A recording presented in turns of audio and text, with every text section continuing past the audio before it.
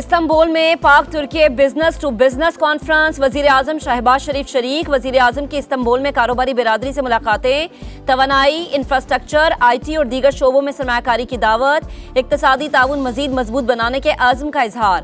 پاکستانی معیشت استحکام کی جانب گامزن، حکومت سرمایہ کار دوست ماحول فراہم کر رہی ہے۔ وزیر اعظم کی گفتگو۔ خصوصی سرمایہ کاری سہولت کونسل کی ون ونڈو سہولت سے بھی آگاہ کیا۔ ترک سرمایہ کار پاکستان کی معاشی اصلاحات پر اعتماد کا اظہار کر رہے ہیں۔ وزیر اعظم سے استنبول میں ترک سیل کے سی ای او کی بھی ملاقات ہوئی۔ وزیر اعظم شہباز شریف کا ڈیجیٹل اور ٹیکنالوجی میں پاک ترک تعاون بڑھانے کی اہمیت پر زور۔ وزیر اعظم شہباز شریف کی ترک صدر رجب طیب ایردوان سے ملاقات شیڈول۔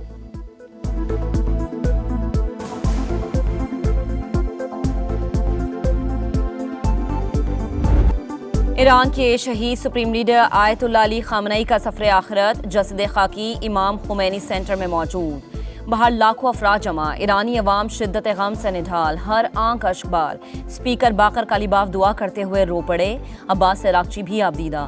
شہید سپریم لیڈر کی تعزیتی تقریبات میں 30 ممالک کے سربراہان یا نمائندوں کی شرکت متوقع۔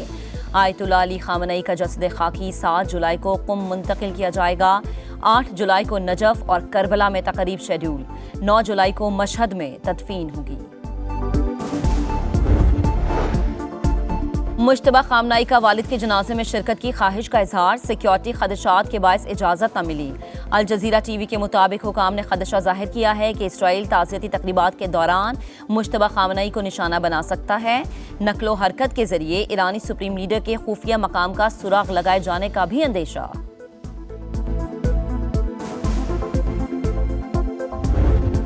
پاکستان کا غم کی گھڑی میں برادر ملک سے یکجہتی کا اظہار، وزیر اعظم شہباز شریف فیلڈ مارشل سید عاصم منیر کی امام خمینی حسینیہ سینٹر آمد، شہید رہبر اعلیٰ کی خدمات کو خراج عقیدت، درجات کی بلندی کے لیے دعا کی۔ سپریم لیڈر مشتبہ خامنئی، صدر مسعود پزشکیان اور ایرانی عوام کے ساتھ مل کر یکجہتی کا اظہار، تعزیتی کلمات قلم بند کرائے، کہا مرحوم کی دانشمندانہ قیادت بصیرت کو آنے والی نسلیں یاد رکھیں گی۔ فیلڈ مارشل سید عاصم منیر کی ایرانی وزیر خارجہ عباس عراقچی اور وزیر دفاع مجید ابن رضا سے ملاقات، مکمل یکجہتی کا اظہار۔ چیئرمین سینٹ یوسف رضا گیلانی کی بھی ایرانی اسپیکر باقر کالیباف سے ملاقات، آیت اللہ خامنئی کی شہادت پر تعزیت کی۔ We beat Venezuela in one day and we knocked the hell out of Iran. They're dying to settle. They want to settle so badly.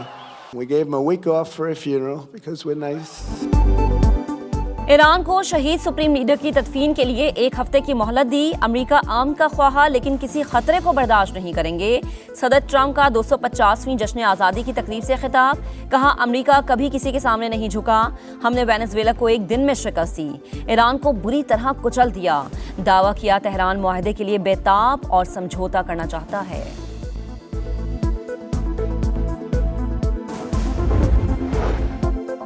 جنگ کے بعد حالات بدل چکے، امریکہ کو موجودہ حقائق تسلیم کرنے ہوں گے۔ ایرانی اسپیکر باقر کالیباف کی گفتگو، کہا ایران کو امریکہ کے مشوروں کی ضرورت نہیں۔ ایرانی نائب وزیر خارجہ قاسم غریب آبادی کہتے ہیں آبنۂ ہرمز غیر علاقائی افواج کی فوجی نمائش کا میدان نہیں، جو کشیدگی بڑھانے کی کوشش کرے گا نتائج کا خود ذمہ دار ہوگا۔ ایرانی وزارت انٹیلیجنس کا شہید سپریم لیڈر اور دیگر رہنماؤں کے خون کا بدلہ لینے کا اعلان۔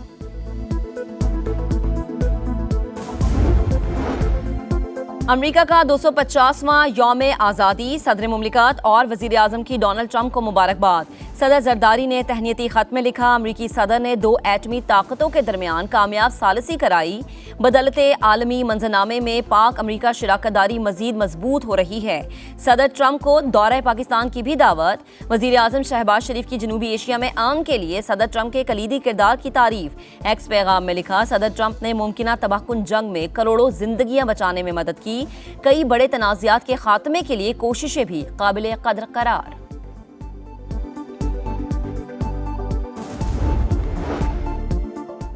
مودی کی پھر جگ ہنسائی، عالمی سبکی اور رسوائی کا سامنا، غیر ملکی اعزازات متنازع، برطانوی اخبار دی گارڈین حقائق سامنے لے آیا۔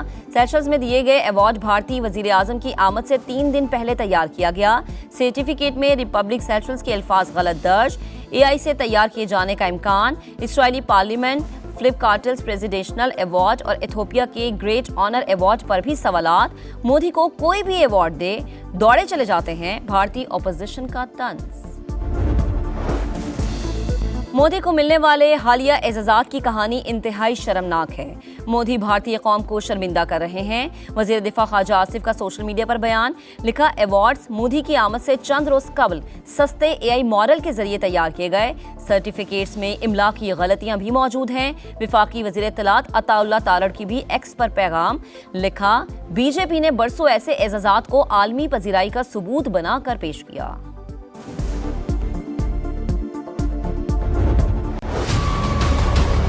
یہ ظلم کر رہے ہیں عوام کے ساتھ. یہ تو عوام کے زخموں پر نمک چھڑک کے برابر ہے. یہ تو مذاق ہے عوام کے ساتھ. کم از کم 250 تو ہونا چاہیے. یہ تو اونٹ کے منہ میں زیرے کے برابر ہے. بہت بڑا احسان کر دیا. کم سے کم جو ہے نا 230 روپے لیٹر ہونا چاہیے.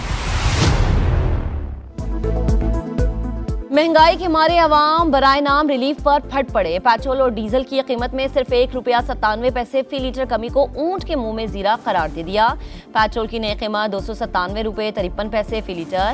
ہائی سپیڈ ڈیزل کی نئی قیمت ₹309.50 فی لیٹر ہو گئی.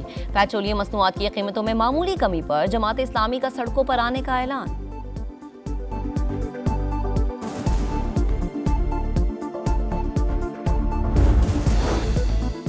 وزیر اعظم اپنا گھر اسکیم. حکومت نے نان بینکنگ فائنانس کمپنیز کو اسکیم کا حصہ بنانے کی منظوری دے دی. روایتی بینک اکاؤنٹ نہ رکھنے والے بھی اسکیم کے لیے درخواست دے سکیں گے. SECP کے مطابق نان بینکنگ ہاؤسنگ فائنانس اور انویسٹمنٹ فائنانس کمپنیز 1 کروڑ روپے تک, جبکہ مائکرو فائنانس کمپنیز 50 لاکھ روپے تک قرض فراہم کریں گی. اسکیم کے پہلے 10 سال کے لیے صرف 5% شرح منافع پر قرض دستیاب ہوگا.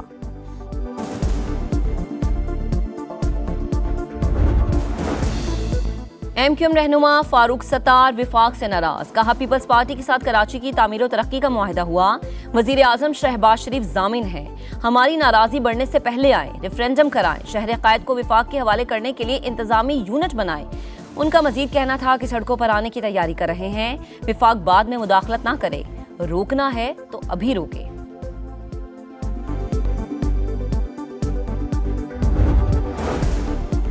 فاروق ستار اپنی ناکامیوں کا الزام سندھ حکومت پر نہ ڈالیں. MQM آج بھی شارٹ کٹ کی سیاست پر یقین رکھتی ہے. وفاق کی مداخلت کو دباؤ کے لیے استعمال کرنا سیاسی بلیک میلنگ ہے.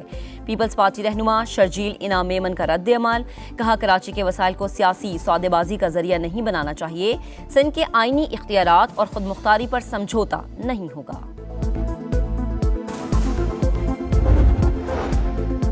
لاہور میں 2 غیر ملکی خواتین کے مبینہ اغوا اور اجتماعی زیادتی کیس میں اہم پیش رفت. میڈیکل رپورٹ میں خاتون کے ساتھ زیادتی کی تصدیق.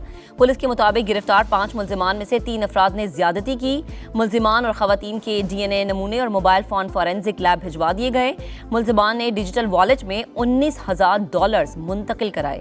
غیر ملکی خواتین کا میجسٹریٹ کو بیان. بتایا, 4 مسلح افراد نے گھر میں باندھ کر تشدد کیا. پیسے نہ دینے پر جان سے مارنے کی دھمکیاں دیتے رہے. واقعے میں مزید 4 افراد گرفتار. باس نامی ملزم بھی شامل.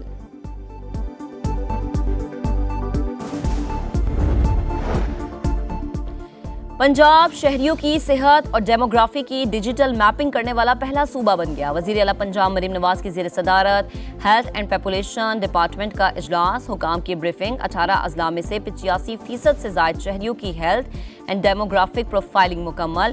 ہر گھر کو ڈیجیٹل میپنگ کے ذریعے یونیک ID الاٹ کر دی گئی. بلوچستان اور خیبر پختونخوا کے سرحدی علاقے دانا سر بس حادثے میں 40 قیمتی جانوں کا ضیاع. وزیر اعلیٰ خیبر پختونخوا سہیل آفریدی کا لواحقین کے لیے 20 لاکھ روپے امداد کا اعلان. واقعے کا مقدمہ درج. ٹرانسپورٹ کمپنی اور کوچ ڈرائیور نامزد. غفلت لاپرواہی کی دفعات شامل. Coach company seal. حادثے میں جاں بحق 2 نامعلوم افراد کی شناخت کے لیے نادرا سے رابطہ.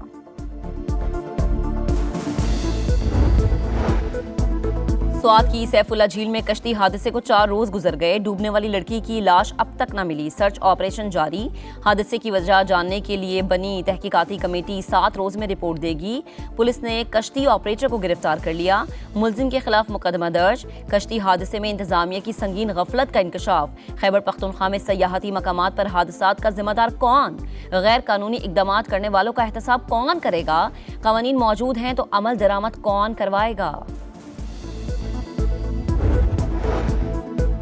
یورپ میں گرمی کا زور، اسپین کے علاقے کاتالونیا کے جنگلات میں خوفناک آگ بھڑک اٹھی، 2300 ایکڑ رقبہ جل کر راکھ ہو گیا، 50,000 سے زائد افراد کا انخلا، شعلے 350 مربع کلومیٹر سے زائد رقبے پر پھیل گئے، 400 فائر فائٹر اور 200 فوجی امدادی سرگرمیوں میں مصروف عمل۔